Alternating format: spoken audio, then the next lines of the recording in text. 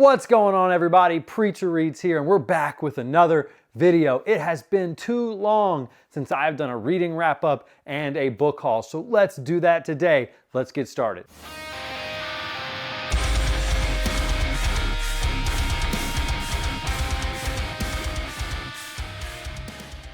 It feels like it has been forever since I posted a video. A little over a week. I had to go out on a trip for work, and while I was on that trip, I lost my voice completely. And so even when I got back, there was no chance we were gonna be making any videos. Hope you guys got to check out my last BookTube Recommends video. It was awesome. And thanks again to everybody who participated in that video. If you wanna find some fantasy books that have a horror lean, go check out that video. So let's get started with our book haul. I've got a couple things I bought, a couple things that were given to me by authors, and a few things that were sent in by you guys. And so let's start with our book haul. First up, over the last month, I made a couple trips to Second and Charles, which is a used and new bookstore in my area. It's a chain, so there may be one near you. And man, I love going there just to see if there's anything there, especially older stuff that's a hidden gem, something to grab, maybe a first edition. But sometimes you find newer stuff that is brought in and then sold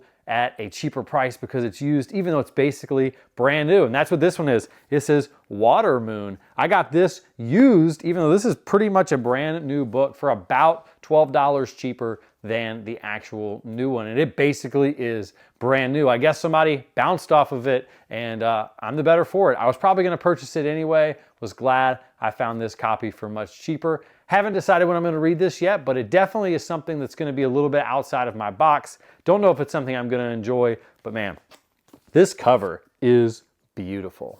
Another newer book that I found used at Second and Charles while I was there was Service Model by Adrian Tchaikovsky. I haven't read any Tchaikovsky yet, and this is probably where I intend to start. Was stoked to find this for a cheaper price in a really good shape. And so stoked to check this out. I really enjoyed Murderbot. I'm very interested to see how different this is than Murderbot, because on the surface it sounds so similar. Next up is another older book, but a new edition of it that I've been meaning to purchase, and I got a used copy and is really good shape, and that is Guards. This is the new cover, and this is a $5 book at Second and Charles, and it's basically brand new. Somebody, I guess, didn't like Guards and took it back, but more the merrier for me. I'm stoked to try this out. This is the first Pratchett I'm going to be reading, most likely in the next couple of months. Next up, I'm always on the hunt at Second and Charles for middle grade and YA books from my past that I want to maybe reread. And you guys know I've been rereading the Cirque du Freak series. And so I was able to snag 3 of the Cirque du Freak books in my favorite version, the one I read while I was a kid. And these are later on in the series. I believe it's like book 8, 10, and 12. And so it'll be a while before I get to these. But anytime I see these, I grab them. So I was stoked to find these for basically like $1.50 a pop. Next up is a book I had to buy for a buddy read with Zachary Shea in 4 corners of the page, and that is Gardens of the Moon. Yep, I am starting this journey next month with those guys. I believe they both have already read it, and so this is going to be a first for me. We're going to talk about it, we're going to get together, and we're going to walk through the series together pretty slowly, but I'm stoked to get started. Now, I couldn't decide whether or not to buy the mass market or the trade. They had both, but they had the mass market of more books than they had trade, and so I actually like mass market paperbacks for the most part, and so excited to read this in this format. And then maybe if I love the series, I'll get some nicer editions later. But stoked to start this next month. Keep an eye out for that buddy read.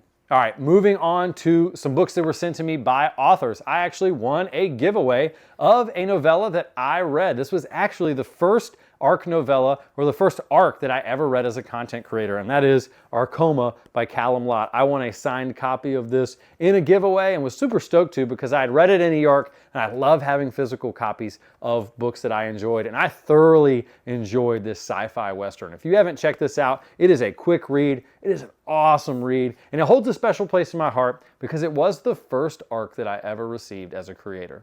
Next up, I received a physical copy of Out of Dark Waters by Jason Stigliano. Check this cover out. That thing is gorgeous. This fantasy book looks right up my alley, and I can't wait to dive into it when I get a chance. Definitely going to be on my 2025 reading plans. Thank you again so much, Jason, for sending this to me. Stoked to hear more about it. The cover alone is gorgeous. If I would have seen this in a Barnes & Noble 3 years ago before beginning to create content, I would have purchased it just based off of this cover and the back. Go check this out. I'll link the Goodreads down in the description.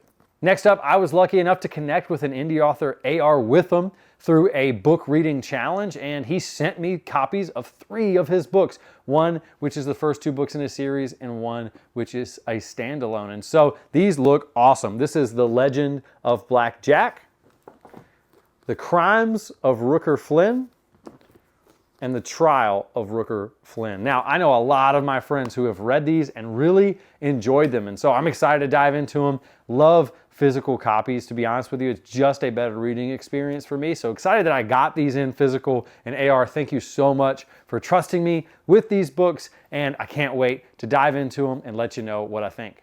Last up, I got a gift from my Amazon wish list that is all self-pub novels, and it's the one that caused my last giveaway. Every 3 books that I get from that wish list, I do a self-published giveaway. And so Angel over on the Discord and in our community gave me Dreams of the Dying, which, look at this cover. I'm telling you, as somebody who loves fantasy horror or horror fantasy, this is just speaking to me. And I know that Zachary Shea loves this as well. And Angel said it sounds like it is right up my alley. And so I am excited to dive into Dreams of the Dying. I've heard that it is a banger. Now, it's a thick boy, and I have to figure out when I'm going to fit it in, but I really can't wait to see if it scratches that horror fantasy itch like it looks like it will.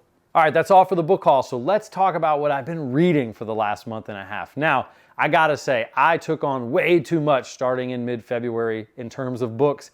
I really think that my maximum amount of books that I can be reading at once and enjoy them the most is probably 3, 1 physical, 1 Kindle, and 1 audiobook. But I kind of took on a couple too many buddy reads, a couple too many book clubs, at the same time as trying to read some things that I had just been prioritizing, an arc or 2. And I ended up at one point, I believe, reading 6 books at one time. And it was just too much. And so I'm trying to adjust to that. I'm trying to kind of catch up now and finish some of those books that took too long to read because I had too many. And so you're going to hear about a couple of those books in a minute that probably took longer than they should have, but I'm starting to catch back up. And my goal is to eventually get to 1 physical, 1 Kindle, and 1 audio at a time. And so let's dive into what I read first on eARC or on my Kindle. And that is 2 different books by YouTubers. And the first of those books is Discovery by J.A.J. Minton. Now, I have a review of that. I'll put the link down in the description. You need to go watch that. I'm gushing about it. I promise. It is an amazing first book by the guys over at Talking Story, J.A.J. Minton. I'm telling you, it's coming up soon. You'll be able to grab it soon. I believe the Kindle edition is up for pre-order and the physical will be up soon. But I'm telling you, what an awesome combination of cosmic horror and thriller and mystery. It was a brilliant debut, and I gush about it over in my review. You need to go check that out, and you need to pre-order it, and you need to make sure that you're ready to read it on day 1.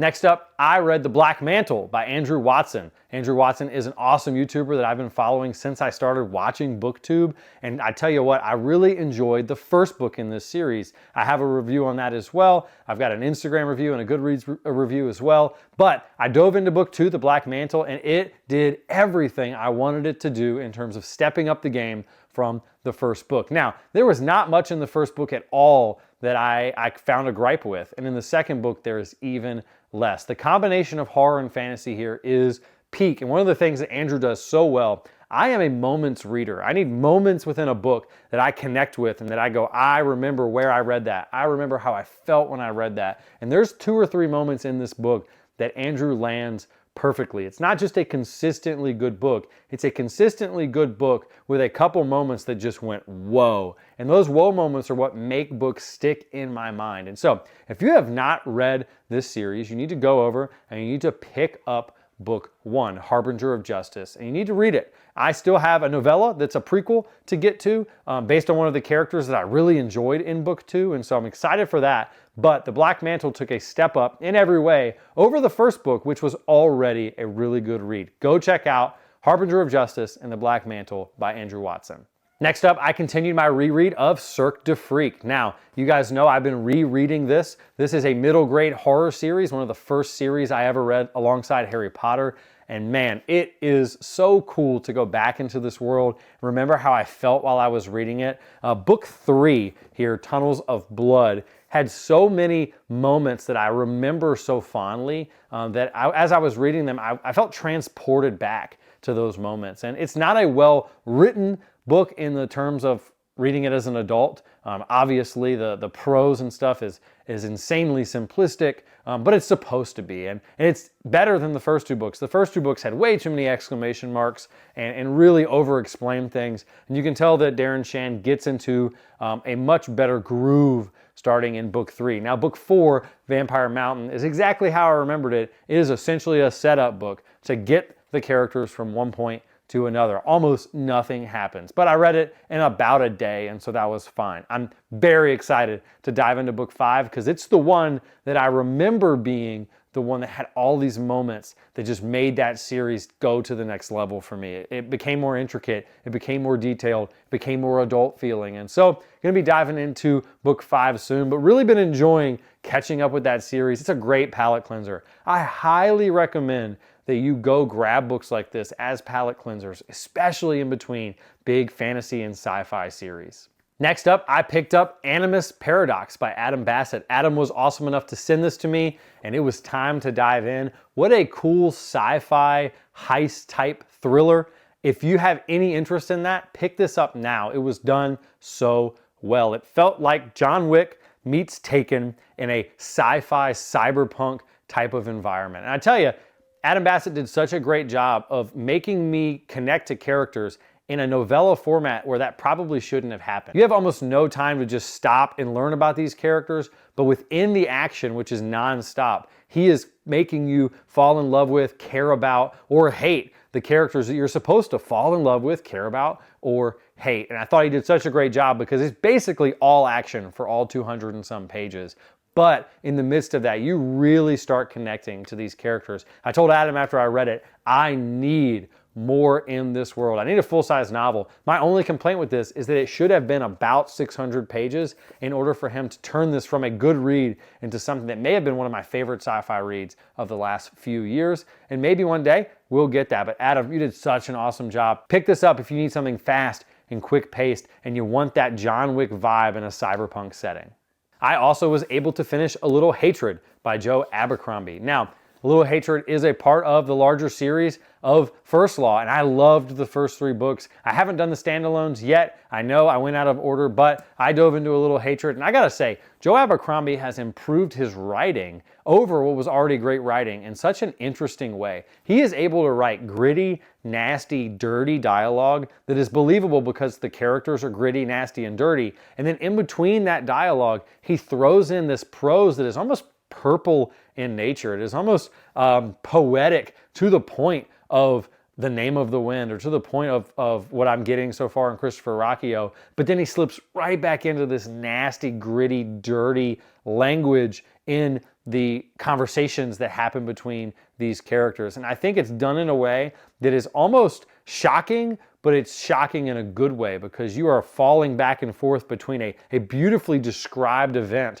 but the people talk like they're supposed to. They talk like people in the nasty world that Joe has created. And I love where the story is going. Really have enjoyed it moving into this industrial setting and the problems that come with that. But I can't wait to continue this series. A Little Hatred was a step up for me from First Law, and First Law is one of my favorite series of all time. So we're going to be continuing with this for sure. Next up is the Nine Realms Book Club book of March, and that was The Rise of Kyoshi. Now, what's interesting about this is I have basically no experience with Avatar. I didn't watch it as a kid. I don't know much about it, and so everybody else in the book club had a lot of experience with that, and it made it interesting to see how I bounced off or liked things differently than them. Now, I would say this book is the definition of okay.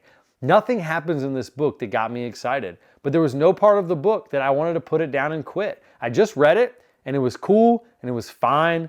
There's just nothing in it that sticks out for me. Maybe as an Avatar fan, there are those moments that are like, whoa, for you, because you know things. But because I didn't know things, it just felt like a book. And most of the people in the book club felt the same, and they liked Avatar. They just said, well, it was a story. Now, I will say some of the character work is really good. Some of the battle scenes are really cool. One of my problems with this book is that many of the battle scenes involve the main character just kind of winning because they can and they have all the power. And that just doesn't have a lot of tension for me. By the time I got halfway through the book, I was like, well, we know exactly what's going to happen every time there's a problem. And I think that may be just an issue with the magic system in Avatar. I don't know, not an Avatar person, but it was good enough. I would say if you want a pretty quick read, you like the Avatar world, it's written well. It just doesn't have any, again, of those moments that made me go, this book is next level. All right, so to finish it off, let's talk about one of my favorite new books of all time. This may enter my top 10 books list, unless another book in this series tops it, which I'm being told it will. But I finished Howling Dark. And dear Lord, you guys, I have a problem with y'all.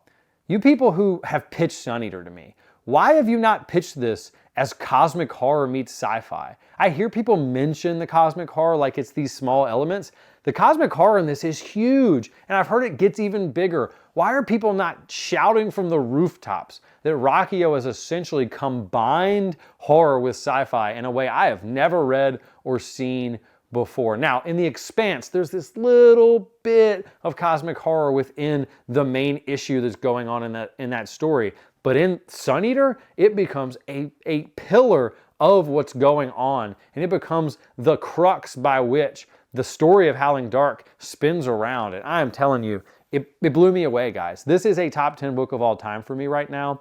But I'm kind of reserving that judgment for the fact that everyone's telling me that the next couple of books just continue to get better. And if they have this same tone and they bring about these same themes and they engage with the horror aspects that he has created in this world in the same way, I'm in, guys, for this being probably my favorite series of all time. It's going to be hard for it to beat the Red Rising series, but that is a big difference that I'm seeing in this, is Red Rising doesn't include a lot of those elements, and this said, hey, let's do sci-fi, let's do space opera, but let's create a world where the cosmic horror and the dread that exists in the creatures and the problems is a different level or a different style from most sci-fi that I have read. And so I absolutely adored Howling Dark. I have started Queen Amidst Ashes, should finish that in the next day or two. It's a pretty quick one. And then I'm going to dive back into the next main book in the series and hopefully catch up by the time the last book comes out. But the fact that you guys are telling me that this is not